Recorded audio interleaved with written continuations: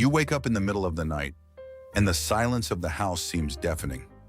Looking to the side, you see the person with whom you promised to share your life. But the feeling is of lying next to a stranger. There are no inflamed arguments, no broken dishes. What exists is emptiness. The silent death of marriage doesn't announce when it arrives. It settles into the empty spaces of words you stop saying and into the abyss of stored resentments. You realize, with a knot in your chest, that love didn't end because of a great betrayal, but rather due to the invisible wear and tear of daily neglect. It's the overwhelming weight of an absent presence where two people share the same roof, share bills and obligations, but inhabit completely parallel and incommunicable emotional universes. You find yourself trapped in a sterile and mechanical routine, false smiles of courtesy at breakfast, monosyllabic answers throughout the day, and that uncomfortable, persistent, and humiliating feeling of loneliness for two. To numb this pain, you seek distractions, you dive into work beyond what's necessary, spend hours scrolling through your phone, or obsessively focus on hobbies, all to avoid having to face the ghost that sits at the table with you. You start blaming the other for your unhappiness, feeding a mental and cruel list of all the flaws, coldness, and rejections your partner committed over the years. Your ego constantly whispers in your ear that you are the great victim of this story, that you deserve more consideration, and that the blame for the ice in the bed and in the soul is entirely with the person beside you. It's infinitely easier to point the finger and accumulate silent fury than to have the courage to look in the mirror. There's an even deeper and darker danger hidden in this dynamic: complete self-blindness.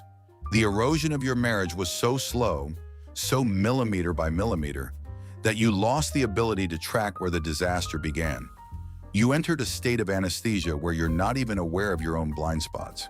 You don't realize that you spent years creating silent pacts and veiled expectations in your head, demanding that the other guess and fulfill desires that you never had the courage to verbalize. Your mind disguises accumulated resentment as if it were just chronic work fatigue or daily stress. You walk through a minefield of open wounds in the couple's soul, without having the slightest idea of which of your behaviors trigger pain and detachment in the other. But the truth that Stoicism imposes on us is much more uncomfortable and cutting. The pain you feel doesn't come from your spouse's behavior, but from your own illusion of control. Epictetus, who lived as a slave and understood true freedom, taught us the dichotomy of control. You have no control whatsoever over your partner's reactions, feelings, past traumas, mood, or attention. Absolutely none.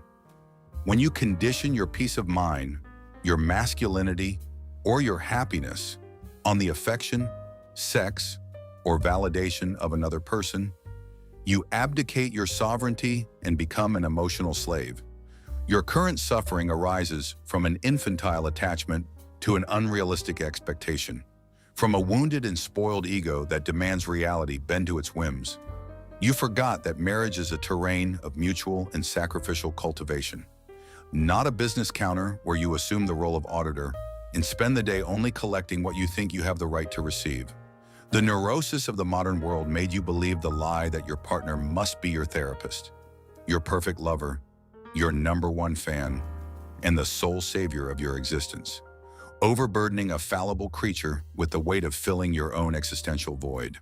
Reflect. At what moment did you let your ego take control of this decision to interrupt the silent bankruptcy of your relationship?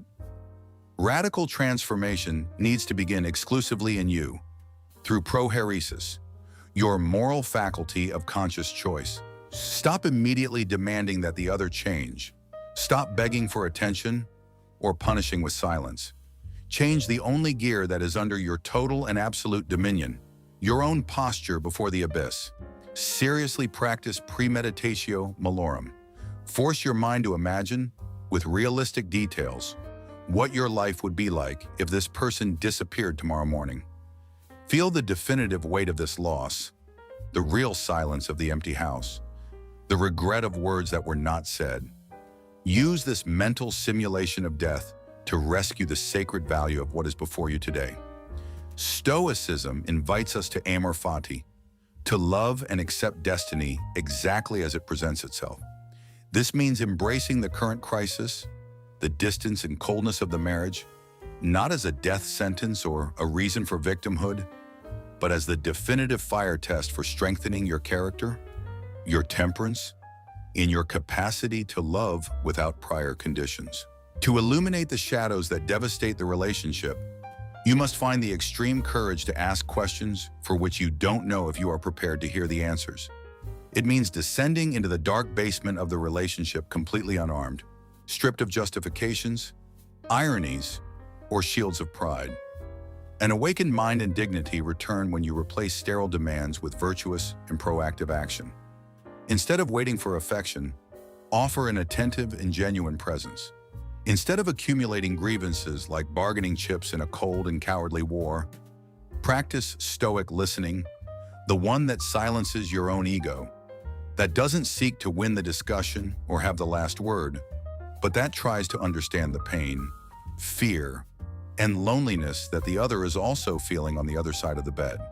When you assume total responsibility for your half of the bridge, the partner's behavior ceases to be a trigger for your frustration and becomes merely a fact of nature for which you respond with wisdom, justice, and courage.